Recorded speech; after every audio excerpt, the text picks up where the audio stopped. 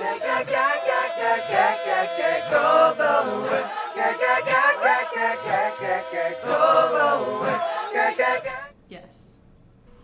Yeah. Yes. Yes. Yes. Yes. Yes. Oh, my school is primarily white. Absolutely. I think I'm the only, brown person in my grade. Yeah. Yes. Like most independent schools. Yeah, I think I don't remember the exact statistics off the top of my head, but I'm pretty sure it's something like 80 to 90% is white, at least in high school.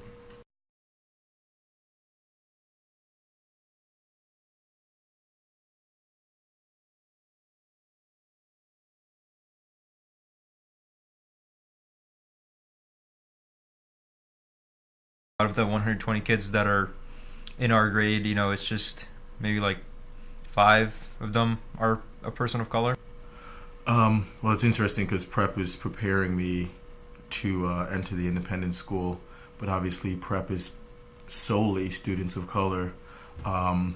So trying to prep for that experience wasn't actually the reality once you got in there. I was prepared academically and as a leader and as a social justice advocate, but less so in being able to relate completely to my community, my independent school community. It's freshman year, the first week of school, I came to Trevor and I sat down at a table with a few other people of color. And this one white kid came up to me and said, "How do you wash your hair?" And I had my hair in long box braids at the time. And I replied, "Well, I just use soap and water." And I definitely took that as a race thing because it was just a different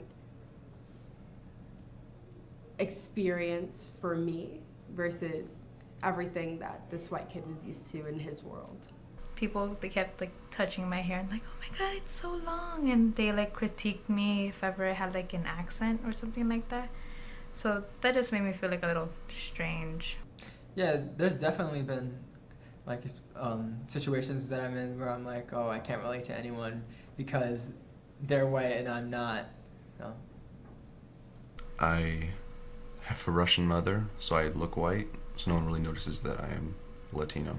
People make comments or like racist jokes and stuff about people of color and Hispanic people, but don't really know that I'm Hispanic, so they think that it's like okay to do because they don't think that there's any people of color around, but like it makes me feel uncomfortable.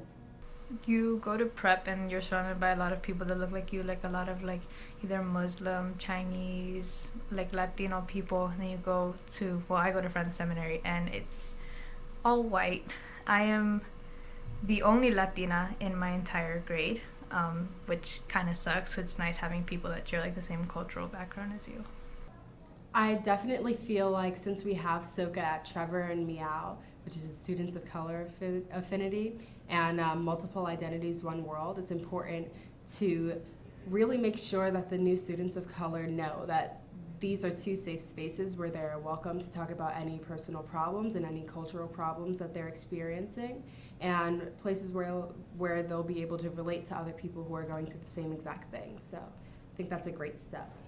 As a whole, I've been welcomed in my school community, but there was this one time where this one kid, called me a terrorist, and I would not have even thought of myself as that in a million years, right? So that kind of like threw me aback for a little, and I was just like, whoa, I did not expect that.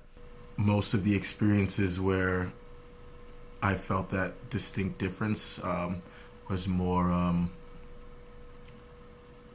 economically.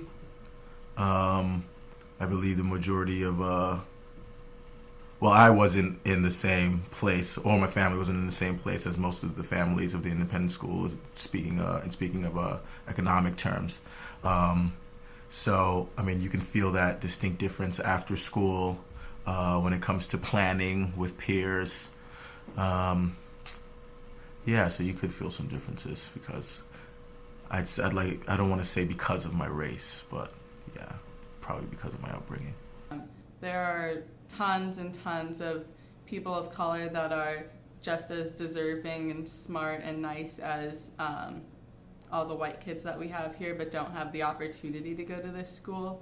And I think that improving the fund for money that goes to financial aid is a big part of diversifying the school, because I know that without financial aid and Prep for Prep, I wouldn't have gotten the chance to go to this school, and I think that it would give a lot of other kids an opportunity that they couldn't get otherwise just because they were born into a family with less money.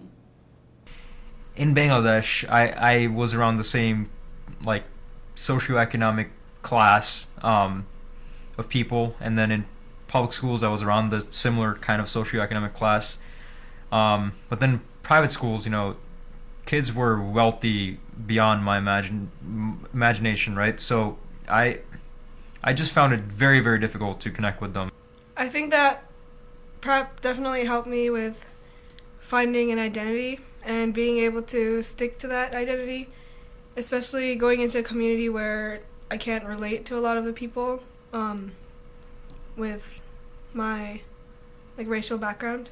When I first came in, there was this one girl who was also Filipino, but then she left the year afterwards. I'm in admissions ambassadors, but a lot of the times I usually see white families coming in. There's a rare occurrence where there's a new black family coming in, or a Hispanic or Latino family coming in. So, especially when it comes to a lot of religious holidays, I'm Hindu, and I definitely don't identify with certain kids, going to bar mitzvah, or people talking about certain religious things. We just started a group this year called the Students of Color Club type thing, and it's once a month. I wish that it was more, and we just talk during lunch about things that we've experienced, things that we've seen, but I feel like that's just a very minor step, and the school can be doing so much more and offering us our own space. But really promoting diversity and promoting the acceptance of all people based on race, religion, gender, it doesn't matter, disability. I think really promoting acceptance is where it needs to start, and then from there it can stem and branch outside of Trevor, where other schools and other people in different communities around the city can see that Trevor is a school that strives to be as diverse as possible. Just make sure you don't make students of color seem like a special case or a charity case, in the sense of I got away with a lot of things because I was one of the few students of color, and I caught on to that pretty early, and that can be detrimental to a student's success. Yeah, I think keeping those types of events like Meow Day or clubs like Soka to make sure kids know about different cultures would be something that would help new kids feel more comfortable, because then they wouldn't feel like, oh, nobody knows about me, or no one knows anything about where I come from. So it's kind of they just all have to keep it all in, and they can't really share anything about their personal life. We took a step, I think last year or 2 years ago, which was to hire a diversity counselor, but she should definitely be able to do more, because she sort of just hangs around, doesn't really do much. So there should be more action to be accepting more students of color into the school, particularly on financial aid, because I don't think they have a lot of kids on financial aid in my school.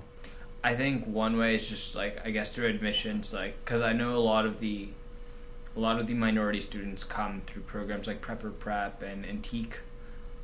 So I think one way is just, I guess, diversifying the admissions process. But then again, a lot of it boils down to a lot of minority families not knowing about the existence of independent schools like Dalton.